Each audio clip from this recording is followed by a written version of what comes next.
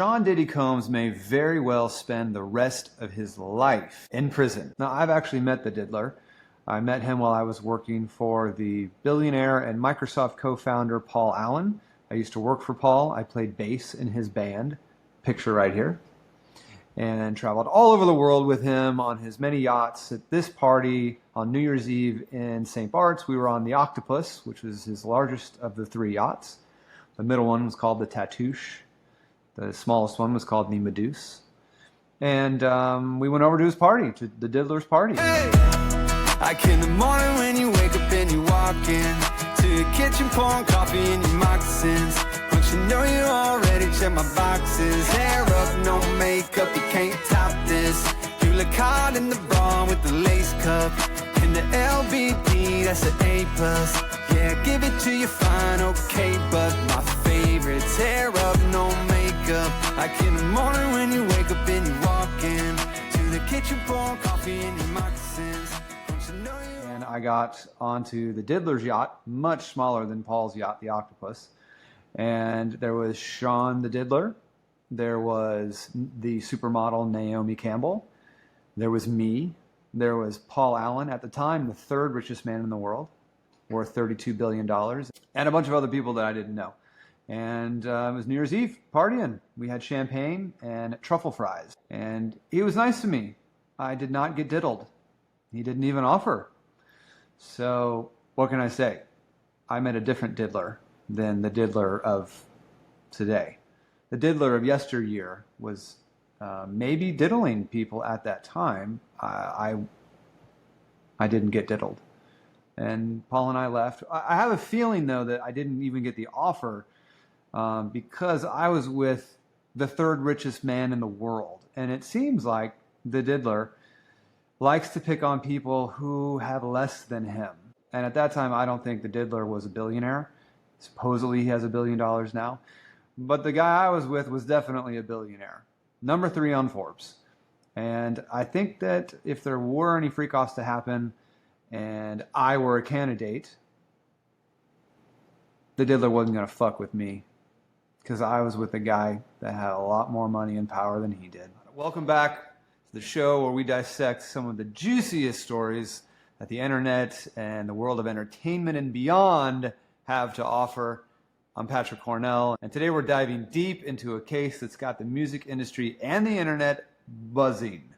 The federal case of Sean Diddy, the diddler, diddle me this, Combs. Buckle up because it's going to be an episode jam-packed with drama, allegations, and yes, even 1,000 bottles of baby oil. So what's the tea?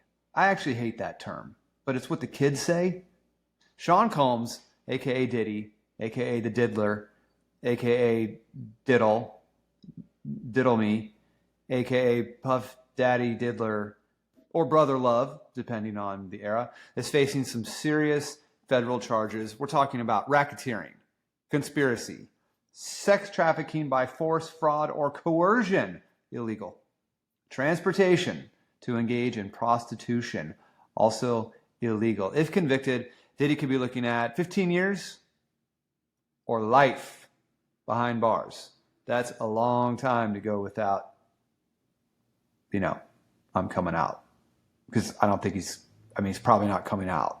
So that song is just not going to sound the same ever again.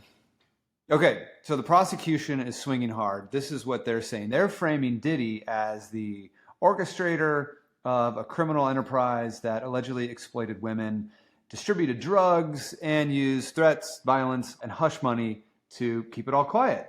Now, Cassie Ventura, Diddy's ex-girlfriend, is front and center. She testified the other day that she was forced into drug-fueled sex parties known as freak-offs. Not illegal, by the way, to have a freak-off. It's not. I looked it up.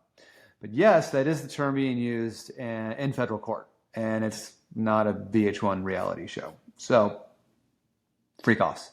Then there's Dawn Richard, who's testified that she saw Diddy hit Cassie with a skillet. A skillet! I mean, the man turned the kitchen into Mortal Kombat. It's wild. And when she tried to intervene, what happened? He allegedly chased her with a glass bottle You know, this case is like part crime drama, part Looney Tunes. It's fascinating. I can't stop watching. Neither can anybody else on the internet. And then the lube. When federal agents raided Diddy's home, they reportedly found over 1,000 bottles of personal lubricant. Freaky? You think you freaky? You're not that freaky, okay? You're not that freaky. Number 2, she said in her statement, they would have a blow-up pool filled with Astroglide and baby oil. Do y'all know how many gallons those blow-up pools are? Do you know? Between 15 and 162 gallons. 162 gallons of baby oil? Yeah. Those 1,000 bottles of baby oil are starting to make a whole lot of sense now. I mean, that's like slippery. You can just slip on it, slip it right in. Just slippity slide in. It's a lot. I mean, it's a lot. I mean, Costco won't deliver that because I have Costco delivered. I mean, not that many anyway, I'm pretty sure. But you have to ask Costco. I'm not totally sure. But anyway, it's very slippery.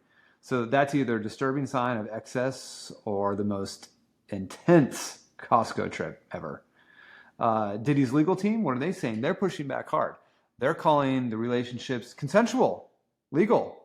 The parties are just adult fun. And the accusers are opportunistic, which has happened before. People try to sue rich people for money. But according to them, this isn't a trafficking ring. It's just Hollywood being weird. And I used to live in Hollywood. I lived there for 12 years, and it is weird.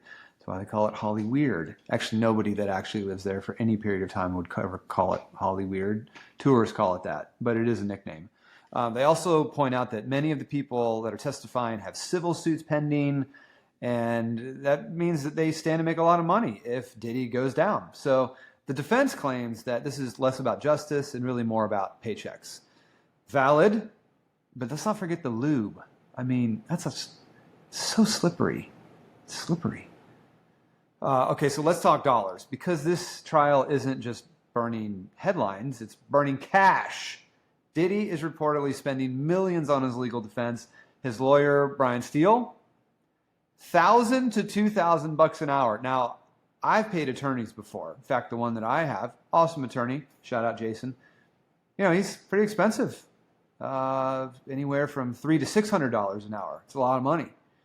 But $1,000 to $2,000, so with multiple lawsuits and a federal court case, the total legal expenses could be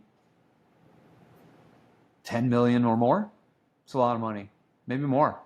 So can he afford it? The short answer is yes, because Diddy's net worth is an estimated $1 billion. That's a B. So $1 billion buys you a lot, even just $1 billion. And he's got investments in tequila and Revolt TV, his Bad Boy catalog, and more. So while most people would be panicking over hourly billing, I don't think Diddy is over here worrying too much. I think he's treating it like a monthly subscription to Netflix. Still, he's in jail. He can't get out. And even billionaires feel the heat when the feds are involved. So this isn't a fight for money. This is a fight for freedom and his legacy, really. But with the amount of evidence and the witness testimony and the public scrutiny, this isn't just a legal case. This is really an empire on trial. The feds reportedly had Diddy under surveillance for months, tracking his travel, his parties, communications. I didn't notice any of them in St. Barths the time that I met him. His homes in Los Angeles and Miami were raided by Homeland Security agents in coordinated operations. We all saw that on TV. So this isn't your usual celebrity scandal. This is the Department of Homeland Security kicking down doors. Now, this trial is sending shockwaves through the entertainment world, through my world. Personally, I have to see it every day on YouTube. I'm just trying to watch videos on AI. People are distancing themselves from Diddy. I distanced myself, but only because I had to get back on Paul Allen's boat to go back to his yacht, the Octopus, and because we weren't staying for the party, so I didn't really distance myself on purpose.